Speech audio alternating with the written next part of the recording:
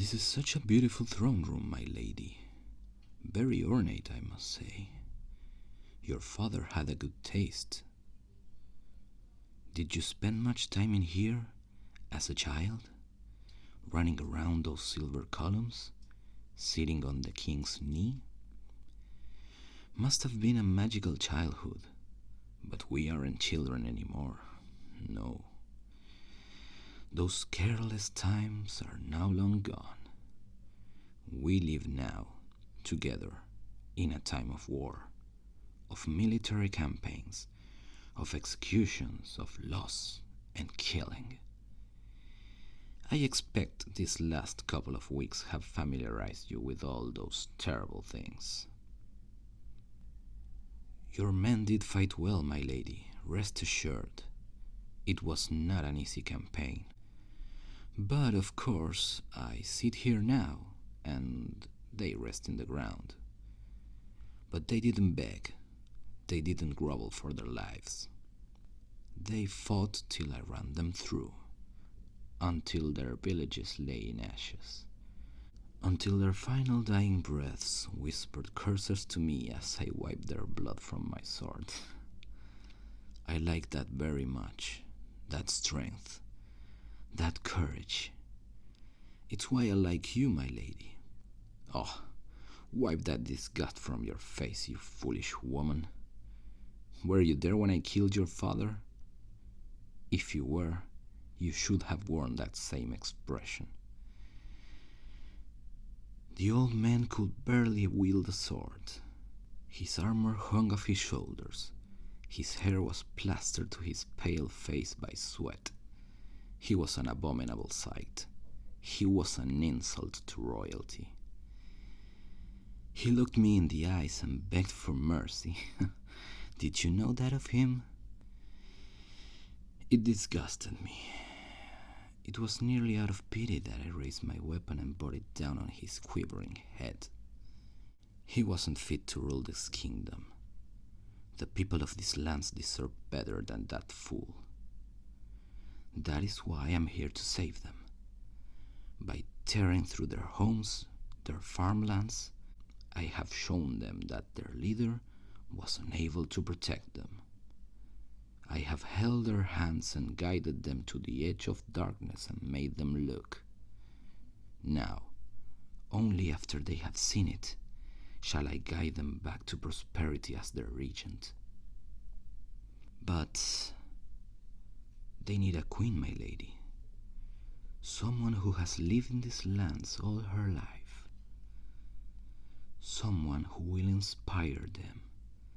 Someone whose strength is unfaltering, whose mere presence is an astounding tribute to human courage. I need a queen who possesses the fortitude required to hold up this heavy throne with me. When I look into your eyes, my lady, I see those things. You're a fighter, a warrior.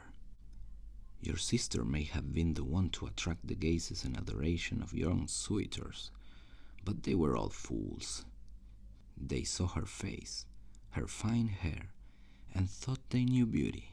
They offered her their hands, and they overlooked you.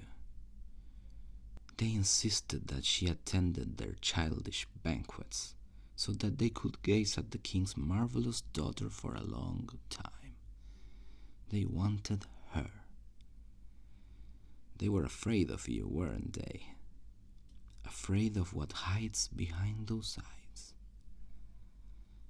But I am fascinated by it, enthralled by it like a moth to a lamplight.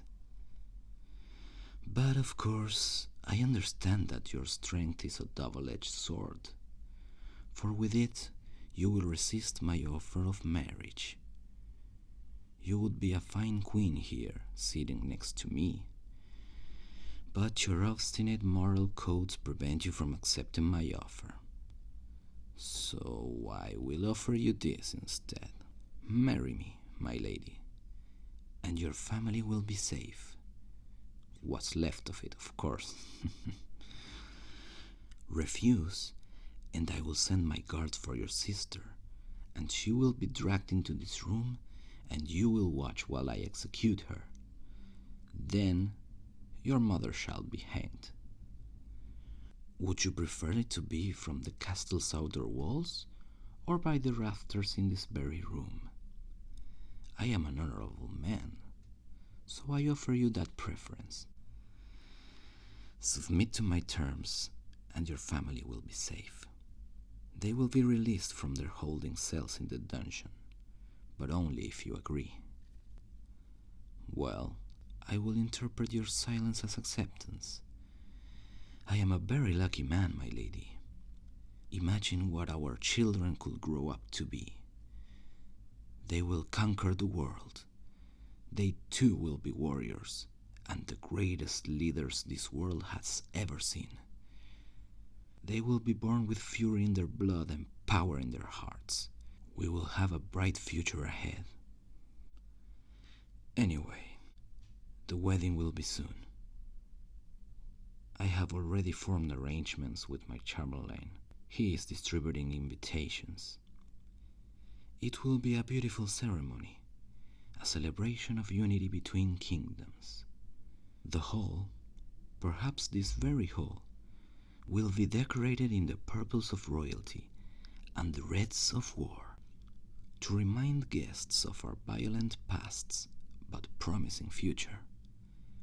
I can hardly wait. Now, before you are escorted back to your chambers, my lady, I ask of you one last thing. Learn to love me. I saved your family despite my father's demands that you all be executed. I saw potential for greatness, and I could not wipe it from the earth so lightly. I saw potential for peace, for happiness, for true prosperity in a royal family. I worked very hard to keep you all alive, because I know the good that you can do for your people is real. Learn to love me, and you will be happy. I promise you that. As I rise through this world, you will rise with me, and together we will enjoy the fruits of glory and triumph. You will be the most powerful woman in the world, the most envied, and I the most powerful man, and our grandeur will challenge the gods. The future is a bright one. Now, go ahead. Go back to your chambers. The next time we see one another, we will be in white, and the trumpets will sound for the birth of our legacy.